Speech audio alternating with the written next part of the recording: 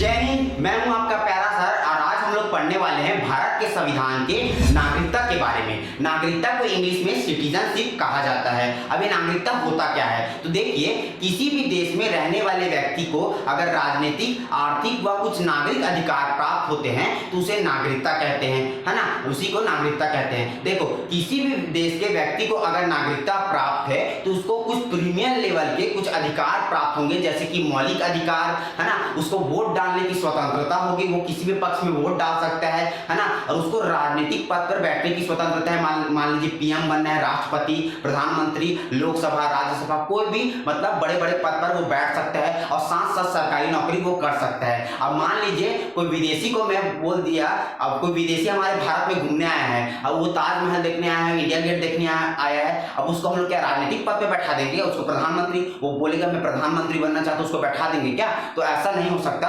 कोई भी विदेशी जिसको नागरिकता प्राप्त नहीं है, हमारे देश की नागरिकता प्राप्त नहीं है, तो वो राजनीतिक पद पे नहीं बैठ सकता, वो राष्ट्रपति, प्रधानमंत्री नहीं बन सकता। इसे हमारे देश का ही कल्याण कर देगा भैया वो, है ना। और साथ साथ वो सरकारी नौकरी पे भी नहीं बैठ सकता। क्यों नहीं बैठ सकता? अगर मान लीजिए अगर किसी विदेशी को हम लोग सरकारी नौकरी पे बैठने के लिए दे दिए, जिसको नागरिकता प्राप्त नहीं है, जिसको सिटीजनशिप प्राप्त नहीं है, तो वो क्या करेगा? पाकिस्तान और चाइना वाले लोग क्या करेंगे? मान लीजिए यूपीएससी का एग्जाम होता है आईएएस के लिए, कलेक्टर के लिए, तो उन लोग क्या करेंगे? अपने देश में पाकिस्तान और चाइना में कोचिंग सेंटर खोल लेंगे और वहां के बच्चे को पढ़ाएंगे और भारत में भेजेंगे, और भारत के वहीं के बच्चे लोग भारत में आईएएस कलेक्टर बन जाएंगे। फिर वो कलेक्टर लोग हमारे देश का कल्याण कर देंगे रे भैया, वो लोग बम बम फेंक देंगे, भ्रष्टाचार फैलाएंगे। तो हम लोग विदेशी व्यक्ति को नागरिकता नहीं दे सकते, है ना। नागरिकता से नहीं मिल जाता विदेशी व्यक्ति को, मेरी बात समझे। और साथ साथ जिसको नागरिकता प्राप्त होती है उसको मौलिक अधिकार, मौलिक कर्तव्य प्राप्त होते हैं। अब विदेशी व्यक्ति को मौलिक अधिकार प्राप्त नहीं हो सकते, सिर्फ वो घूमने के लिए आया है, ऐसी कुछ भी नहीं बोल सकता हमारे देश के लिए। जैसे कि मान लीजिए मौलिक अधिकार में आर्टिकल 19 अनुच्छेद 19 के तहत जिसको नागरिकता प्राप्त है, जो हमारा देश का नागरिक, उसको देश के प्रति बोलने का अधिकार है, अभिव्यक्ति की स्वतंत्रता है। लेकिन अगर हम लोग विदेशी को भी दे दें मौलिक अधिकार, वो तो फिर देश के लिए कुछ भी बोल देगा, है ना। तो देश के लिए कुछ भी बोल सकता है, तो वो तो हमारे देश के लिए अनादर पैदा कर रहे हैं ना, हमारे देश के लिए गलत व्यवहार बोल रहे हैं, तो वो तो फिर गलत हो जाएगा। आप बस घूमने आए हो तो घूमने से पर्पस से घूमो, बस आया बाय बोल नहीं सकते। आपको नागरिकता प्राप्त नहीं है भैया विदेशी को, है ना। तो नागरिकता, विदेशी घूम सकता है, हमारे देश में रह सकता है, खा सकता है, पी सकता है, हम लोग उसको मार काट नहीं कर सकते, वो चुपचाप आएगा और चला जाएगा, कोई भी देश का विदेशी नागरिक हो, है ना। तो जिस देश में किसी व्यक्ति को अगर नागरिकता प्राप्त होती है तो कई प्रकार के हमको अधिकार प्राप्त होते हैं। अब आपके मन में सवाल आ रहा होगा कि कोई विदेशी व्यक्ति है, उसको हमारे देश की नागरिकता प्राप्त हो, नागरिकता चाहिए, हमारे देश की, मान लीजिए उसको प्रधानमंत्री बनना है, मतलब नागरिकता चाहिए, सरकारी नौकरी चाहिए, तो उसको नागरिकता चाहिए, तो वो कैसे नागरिकता ले सकता है? अब मान लीजिए कि भारत की कोई व्यक्ति हमारे भारत की नागरिकता को छोड़कर दूसरे देश की नागरिकता को अपनाना चाहता है, तो उसको क्या करना पड़ेगा, वो हम लोग इस वीडियो में सब जानने वाले हैं। और साथ साथ ये नागरिकता के नियम को कौन बनाता है उसको भी हम लोग देखने वाले हैं। देखिए, कानून के हिसाब से किसी देश में 3 प्रकार के व्यक्ति पाए जाते हैं। एक होते हैं जो हमारे देश के खुद के नागरिक होते हैं, जिसको राजनीतिक व नागरिक अधिकार प्राप्त होते हैं। एक होते हैं शरणार्थी, जो दूसरे देश से आ जाते हैं हमारे देश में रहने के लिए। और एक होते हैं विदेशी, एक तो शत्रु देश के विदेशी हो सकते हैं या फिर मित्र देश के विदेशी हो सकते हैं। ये 3 प्रकार के नागरिक एक देश में पाए जा सकते हैं। आज हम लोग भारत के संविधान के भाग नंबर 2 के नागरिकता पढ़ेंगे, जिसमें अनुच्छेद 5 से लेकर 11 तक दिया हुआ है। अगले वीडियो में मैं 1 से लेकर 4 अनुच्छेद तक पढ़ा दिया था, और आज हम लोग 5 से लेकर 11 को समझने वाले हैं। तो देखते हैं अनुच्छेद 5। ये नागरिकता का अनुच्छेद नंबर 5 ये कहता है कि संविधान लागू होने के समय नागरिकता, तो संविधान लागू हुआ था 26 जनवरी 1950 को। तो आप लोग इस बेस पर, किस आधार पर कह सकते हैं कि उस समय भारत का नागरिक कौन होगा?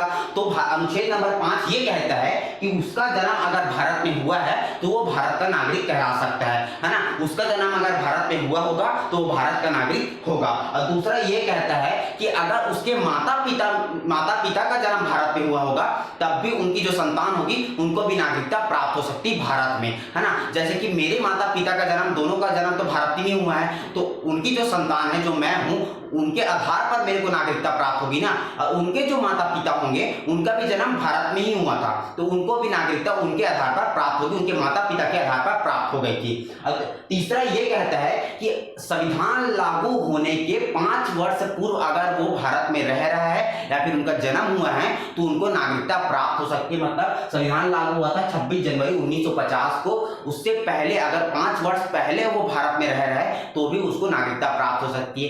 इस बेस पर बहुत लोगों को नागरिकता प्राप्त हो चुकी थी, क्योंकि संविधान लागू होने के 5 वर्ष पूर्व से बहुत लोग रह रहे थे संविधान भारत में ना, तो उनको नागरिकता प्राप्त हो चुकी थी। तो संविधान 5 के आधार पर ये तीनों में से एक भी अगर आपके पास है तो आपको नागरिकता प्राप्त हो सकती है। अगर आपका जन्म भारत में हुआ है या फिर आपके माता पिता का जन्म भारत में हुआ होगा या फिर संविधान लागू होने के 5 वर्ष पूर्व से आप भारत में रह रहे हो तो आपको नागरिकता प्राप्त होगी, ये अनुच्छेद नंबर 5 कहता है। अब देखते हैं अनुच्छेद नंबर 6 क्या कहता है। देखिए अनुच्छेद नंबर 6 ये कहता है कि पाकिस्तान से भारत आए लोगों की नागरिकता, क्योंकि जब 1947 को भारत आजाद हुआ उसके बाद भी पाकिस्तान से भारत कई लोग आ ही रहे थे। तो एक साल बाद क्या किया कि 19 जुलाई 1948 को एक परमिट नियम लाया गया। ये परमिट नियम क्या कहता है कि जो पाकिस्तान से भारत आ रहे हैं, जो पाकिस्तान से भारत आ रहे हैं उनको एक परमिट नियम, इस परमिट नियम के तहत उनको रजिस्ट्रेशन कराना पड़ेगा, ये कहा गया। लेकिन एक मजेदार बात ये है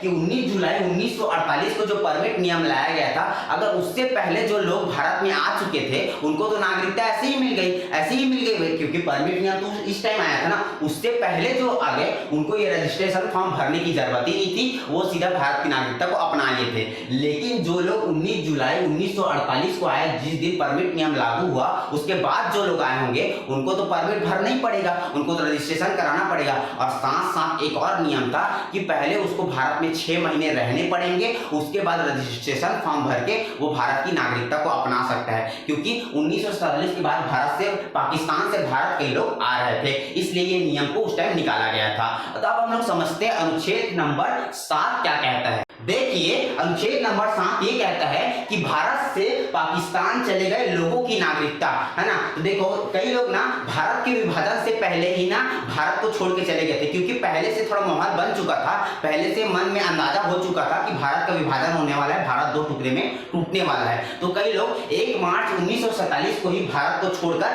पाकिस्तान चले गए थे। हमारा नया राष्ट्र बन रहा है, हमारा अलग राष्ट्र बन रहा है करके पाकिस्तान भाग के चले गए थे 1 मार्च 1947 को। लेकिन जब पाकिस्तान का वहां दंगा फसाद लड़ाई झगड़ा स्टार्ट हो गया पाकिस्तान में, तो पूरा लोग आधा से ज्यादा लोग भारत फिर वापस आना स्टार्ट हो गए। तो हमारा तो दिल बड़ा है, हमको तो उनको रखना ही है, आजा भाई आजा। पाकिस्तान से जितना लोग आ रहे थे, तो 1 मार्च 1947 के बाद फिर पाकिस्तान से उन लोग भारत आना स्टार्ट कर दिए। तो हमने कहा लो भाई आ जाओ, लेकिन तुम लोग पहले 6 महीने भारत में रहो और 6 महीने बाद रजिस्ट्रेशन, सामान्य रजिस्ट्रेशन द्वारा फिर से तुमको नागरिकता प्राप्त हो सकती है। ऐसी नागरिकता नहीं मिलेगी, बिना पूछे तो आप लोग चले गए थे 1 मार्च 1947 को पाकिस्तान, है ना। तो अब आए हो तो पहले 6 महीने रुको, उसके बाद रजिस्ट्रेशन करा के भारत की नागरिकता को प्राप्त कर सकते हो। इतना ही हमारा दिल बड़ा है रे भैया। ऐसे नहीं कि चले गए थे वापस, पाकिस्तान भाग गए थे, अब वापस आ गए तो हम लोग उसको भगा रहे हैं, चलो तुम लोग तो पाकिस्तान गए थे क्यों आ रहे वापस, ऐसा थोड़ी बोलेंगे भाई, नहीं आ जाओ कोई प्रॉब्लम नहीं है, लेकिन 6 महीना रुको।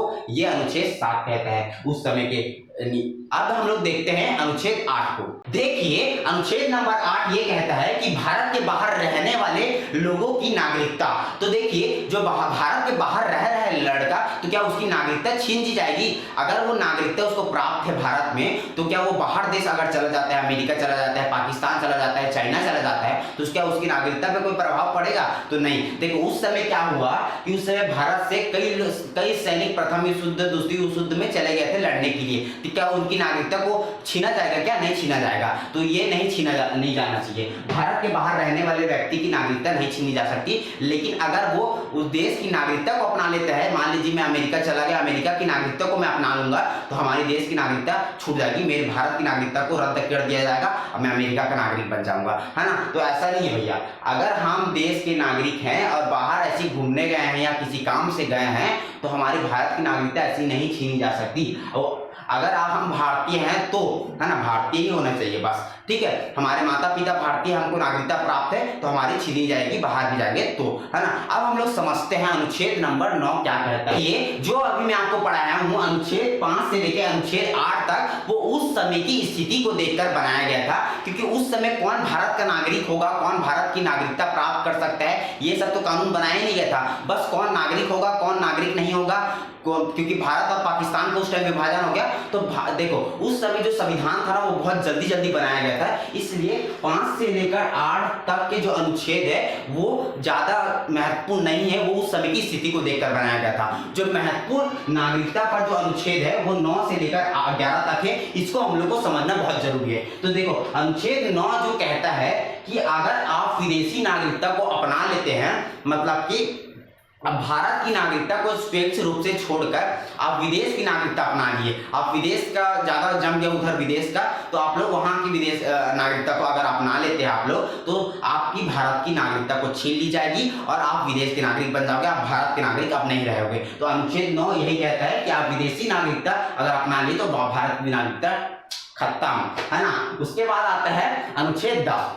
अनुच्छेद 10 ये कहता है कि अगर आप भारत के नागरिक हो तो आपकी नागरिकता का बना रहना एकदम कंठस्थ है, आपकी नागरिकता छोड़ी ही नहीं जाएगी, टूटेगी नहीं। लेकिन अगर आप गलत काम नहीं करते तो, अब मान लीजिए आप जाके चाइना जिंदाबाद भारत मुर्दाबाद चिल्लाओगे या फिर आप संविधान को गाली दोगे तो आपको क्या नागरिकता छीन ली जाएगी, आपकी नागरिकता को भगा देगा आपको लात मार के ना। तो आप लोग गलत काम नहीं कर सकते, आपकी नागरिकता को नहीं छीनी जाएगी। अगर आप गलत काम नहीं करेंगे तो आपकी नागरिकता नहीं छीनी जाएगी। या फिर आप पाकिस्तान जिंदाबाद चिल्ला रहे हो यहाँ पर जोर जोर से, तो कहाँ से हो गए सब चीज, है ना। तो अनुच्छेद 10 ये कहता है कि आपकी नागरिकता हमेशा बनी रहेगी, लेकिन आप अगर गलत काम नहीं करते तो। अब उसके बाद जो आता है अनुच्छेद 11। अनुच्छेद 11 ये कहता है कि जितने भी नागरिकता संबंधी नागरिक के जितने भी कानून होते हैं, नागरिकता संबंधी जितने भी कानून हैं वो संसद बनाएगी, और कौन से मंत्रालय में बनाएगी, गृह मंत्रालय में, होम मिनिस्ट्री बनाएगी। नागरिकता संबंधी कानून कौन बनाती है, संसद बनाती है, और कहाँ बनाती है, गृह मंत्रालय बनाती है। तो अब हम लोग एक बार रिवीजन करते हैं, उसके बाद आप लोग समझने वाले हैं। क्योंकि देखिए जो संविधान था, संविधान में ना जो नागरिकता में कोई कानून बनाया ही नहीं गया था, बहुत जल्दी मतलब अनुच्छेदों को लिख दिया गया था, लेकिन ना उन्हें कोई नागरिकता संबंधी कोई कानून बनाया ही नहीं गया था कि हम लोग नागरिकता को कैसे लें, कैसे हम लोग नागरिकता प्राप्त कर सकते हैं। देखिए नागरिकता पर जो अनुच्छेद 5 से लेकर 11 तक था वो उस समय की स्थिति को देखकर जैसे ही बना दिया गया था, लेकिन ना नागरिकता संबंधी कोई कानून ढंग से बनाया ही नहीं गया। वो कब बनाया गया, 1955 में बनाया गया था सबसे पहले, है ना। उस समय अनुच्छेद 5 से लेकर 11 तो उस टाइम की स्थिति को देखकर बना दिया गया, जैसा भी पाए जल्दी। लेकिन उसके बाद सांसद ने क्या किया कि एक अधिनियम लाया जिसका नाम था नागरिकता अधिनियम 1955, जिसे इंग्लिश में सिटीजनशिप एक्ट कहा जाता है। इसी अधिनियम के तहत हम लोग कह सकते हैं कि कौन भारत का नागरिक बन सकता है, कौन भारत का नागरिक नहीं बन सकता है अभी,